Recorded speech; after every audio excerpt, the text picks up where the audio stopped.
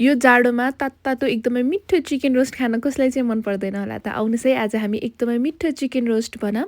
सुरुमा यहाँ 1 KG chicken लिएको छु। यसमा एउटा अन्डा, एउटा कागतीको रस, 1 चम्चा जति नुन, 1 चम्चा जति खुर्सानी, 1 चम्चा जति जिराको धुलो, आज मैले हल्का ठुलो चम्चा लिएको छु, र आधा चम्चा जति बेसार, 1 चम्चा जति गरम मसाला, 2 चम्चा जति कर्नफ्लावर र 2 चम्चा जति मैदा लिएको छु।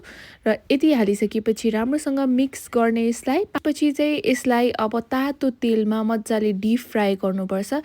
हिट चाहिँ मिडियम टु हाईमा हाल्नुपर्छ र यो कराईमा अट्ने जति चिकन हालिसकेपछि एकैचोटि नचलाउने।